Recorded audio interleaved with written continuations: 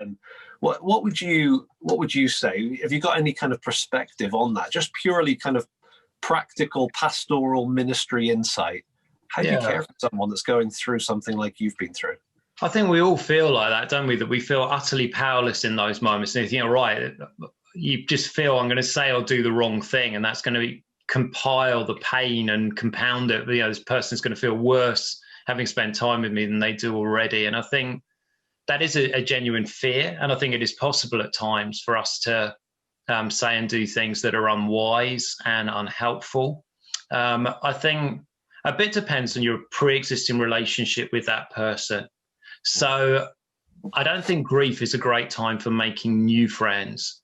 But I do think there are certain friends amongst your whole circle who will suddenly step up and you'll think, wow, you know, they have been such a help to me. So not just by being present. So there's a great danger we feel because we're going to do harm, we just pull back. And that is actually really hurtful because you do need people around you in those moments. Elaine was really helpful in that, and she listed kind of our closest friends and the people that she was comfortable kind of seeing her die, if that makes sense. So the circle was quite narrow at times. But for me, it was people that had kind of invested quite a lot already in my life. So people like Andy Patterson, who had been my senior pastor previously, he and Kath would just come round and just spend time with us and pray with us and just be gentle. And it was the reality that Andy cried often. It's almost I've just hand the Bible over to Kath because his heart was just overwhelmed with sorrow for what we were going through. And actually, I think it's people that you feel have empathized with you, people who aren't trying to give you easy answers. You're not looking for easy answers in grief. You know there aren't any. What you're looking for are people who understand, people who seem to really care about you and your family, your children, you know, all of those those moments of comfort, tenderness. I'm not really a touchy-feely bloke. I really struggle with hugs and all that kind of thing. But there are times just when you just need physical communication. Someone just put a hand on your shoulder and just to know they're there for you, come what may. Sometimes it's the practical things. Everyone knew that I hated gardening. Gardening was Elaine's thing.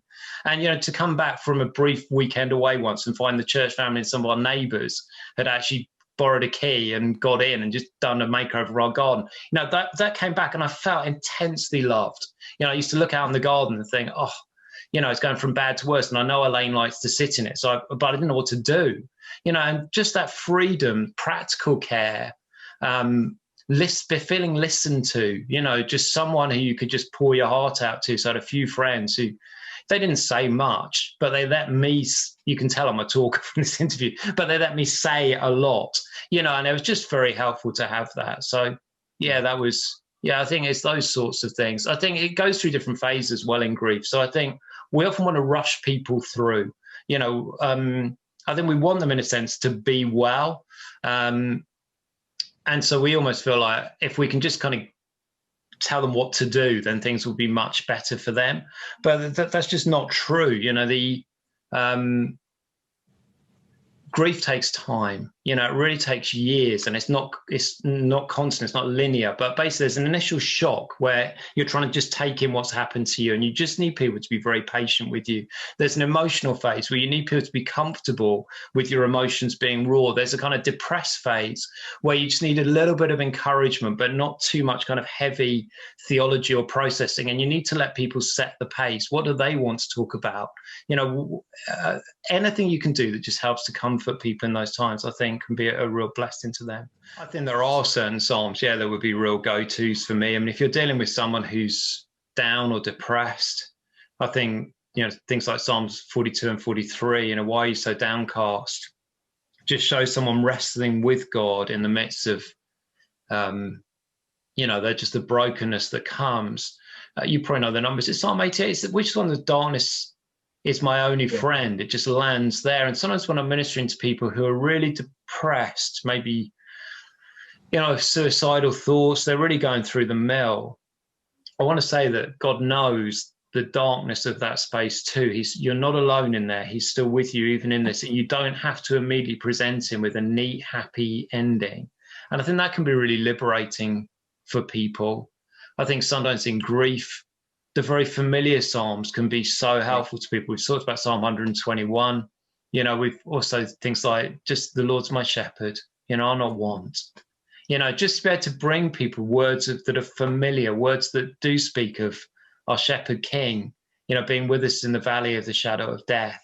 So I think, yeah, probably in my mind, there are certain Psalms that I just think really resonate with people that you'd want to read with them. And it's not the only place to go. I mean, I think there are so many wonderful stories about the Lord Jesus. And I think often actually we underestimate the comfort that the Gospels bring, you know, that narrative brings as you see Jesus calming a storm, you know, and people are going through the worst times in their lives. And we can say that Jesus is with you in this. He's not lost control. You know, he's with you in the boat, and he can bring this storm to an end anytime he decides, and he'll be with you every minute that it lasts.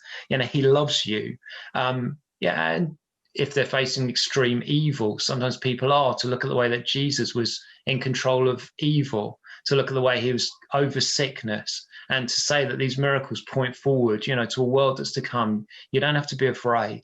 You know, a world's coming where all of these forms of evil and sickness and brokenness that are within us and without are going to be gone, because Jesus reigns. And when he was on the earth, evil was banished in his presence. He could command it with a word. The storms were broken by a word. You know, you're going to live in a world where it's like that all the time. So I think the Psalms can be great because they give real insight into a man's heart as he poured himself out to the Lord. And I also think the gospel narratives, I think, can be, they're familiar with people often as well. They've known them all their lives. And just to bring them to people and say, Jesus, he's with you in this. And he's the same yesterday, today, and forever. His power and love aren't diminished by your circumstances. It might feel like that, but they're not. And he's with you. So you don't need to be afraid, is another place where I often go.